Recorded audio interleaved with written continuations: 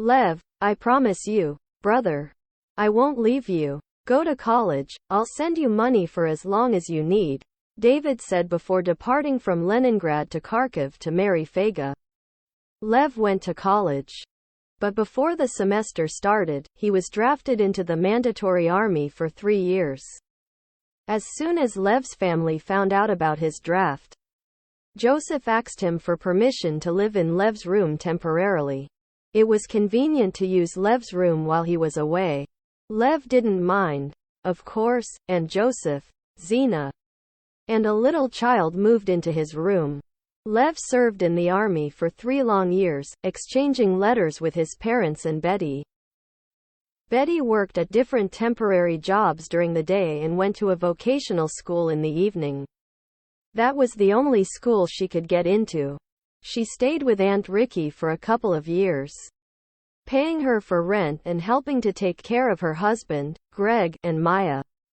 Then, Betty graduated the school with honors, found a permanent job at the city factory, and made enough money to pay Ricky for rent and help her mother, Sarah, and sister, Ada. Sarah and Ada moved to Minsk, hoping to find a job. They rented a room in a 3-room apartment and bought a sewing machine with the money Betty sent them. This machine was their only source of income, and little by little, their life improved. Betty sent them more money, which enabled them to buy some furniture. That was a happy event, but they were not happy. The next-door neighbors hated them. These Jews always hide everything, they whispered to each other. Did you see the sewing machine they bought? Yes. I'm wondering where they got the money for it. You know, these Jews always find a way. Yes. First the sewing machine and then a nice drawer cabinet. I wish I had one. Yes. Me too. Me too. The job at the conveyor was exhausting. But Betty was appreciative to have a job. However, she didn't give up her dream to become a doctor. She applied to medical school, showing them her beautiful vocational school diploma. But her application was denied without an explanation. She applied to nursing school, and they didn't accept her application either. However, she was lucky, and a nursing school secretary was nice enough to give her advice. They won't let you in, no matter what you do. Believe me, you are not the first Jew who has tried to apply to this school. So, what should I do then?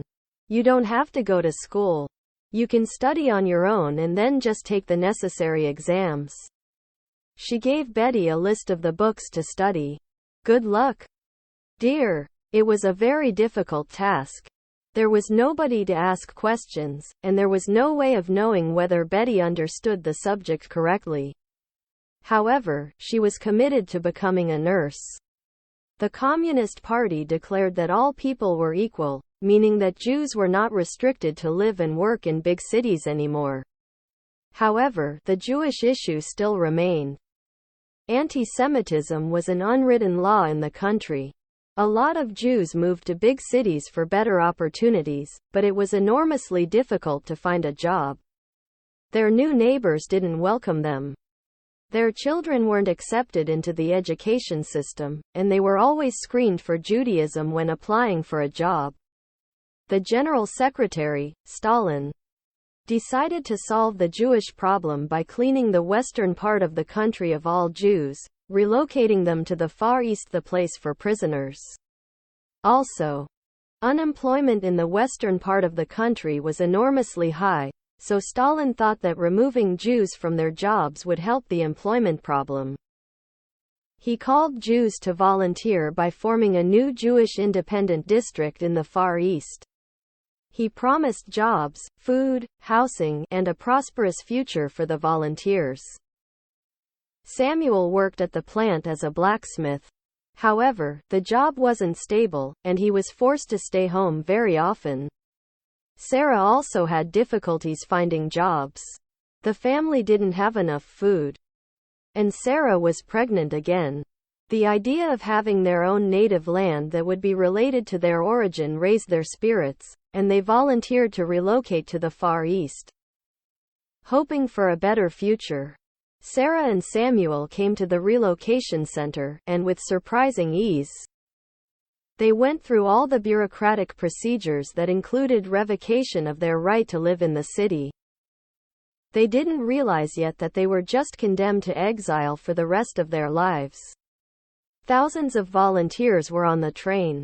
They were full of hopes and dreams, enthusiastically singing patriotic and popular songs, partying, and drinking vodka. But in a few days, the joyful tone of voice changed. People got tired of a long journey, bored and less confident. Some down and some depressed. The farther east the train went, the fewer villages it passed on the way, and the opportunity to buy some food lessened by hours. The train ran through towns and villages, crossed the Ural Mountains, passed the Baikal Lake, rushed through the Siberian forests, and along the Amur River for 4 long weeks, until it finally arrived to the place called Birobidjan, the Jewish Autonomous District. That was a very wearing journey. People ran out of food and supplies. Some of them got sick and needed medical doctors' help. The weather was chilly. It was already late fall. Thousands of people got off the train and found themselves in an open field. The train continued the journey, leaving them behind. They had traveled thousands of miles for such a long time, only to be abandoned in the middle of nowhere. They needed to wash off the dust of the long journey and warm up their bodies. But there was no shelter there and no place to go, hide, or settle. There were doctors in sight. There were some small buildings at the distance of a few miles, but the people weren't allowed there because the buildings were prisons and military installations. It was the beginning of an era of promised jobs, food, housing, and a bright future. It was devastating. In a few days, a train came by, bringing potatoes, bread, and oil for survivors. But the amount of food was not enough for everybody. Therefore, it was expected that many people would die. The climate in the Far East was extremely severe. The temperature rose to 45 degrees Celsius during the summer and dropped to 50 degrees below zero during the winter. Since summer was usually short, the agricultural industry was unable to thrive there. Animals, such as cows, horses, and chickens were unable to survive. Only certain breeds of dogs, bears, and tigers could stand the severe weather. It seemed that it was not possible to survive. Many Jews died, but some were able to adapt, and Samuel's family was among the survivors. That wasn't the first time in the bitter and sorrowful Jewish history that people had to survive despite the devastation, isolation, and misfortune. The first few days were the most difficult. The men gathered together to dig mud huts, but then they learned that it was impossible because the ground was already frozen. To warm themselves up, they picked wood from the nearby forest and made a fire. Then, they chopped down timber and built temporary sheds that were later made into barracks. People hunted. And it was easy because this forest hadn't known a hunter before. They fished, which was easy because the beautiful Bura River nearby was filled with fish. Bura was home for the sturgeon fish. And soon, people learned how to preserve the fish eggs with salt, making caviar, which became their main course year-round. Within a few months, Birobidjan turned into a town. The place was unrecognizable. The life that at first seemed impossible became bearable. New houses and several shops materialized from nothing. A big vessel was built in which newly caught fish was prepared. Samuel became very popular because he made a blacksmith workshop making iron and steel tools, grills, railings, furniture, agricultural and cooking instruments, and occasionally he made horseshoes that he nailed onto the horses. Sarah was a dressmaker, and Daniel took care of his newborn sister, Ina. At first, the family lived in a barrack, with everybody else, but later, they built a small one-roomed log house and felt that it was their castle. Life was so cruel and hard that the young couple felt very lucky to have a house of their own. They thought that the decision they'd made to relocate to the Far East was the only right decision. And perhaps it was. They lived their lives, meeting one unexpected challenge after another. They never complained, though, for they were happy for what they had. Sarah and Samuel lived in a different part of the country, which seemed like a different planet, and they missed their brothers and sisters terribly. They exchanged letters. And as soon as they were able to help, they sent them packages with homemade caviar. Dear Sarah, Aaron replied to his sister. I thank you for writing me a letter. I miss you too very much. Thank you for the caviar. I never tasted it before, but Anna did, when she cooked for her boss's party. I keep it safe for a special occasion. It's good to know that your kids are growing. And you have enough food for them and that your house is warm. Wow, you have a house. Our little daughter, Leah, is growing quickly too. She's already 3 years old. She's such a sweet girl. I've got news for you. Our father showed up looking for us. Long time no see. People said he got married twice and then divorced twice.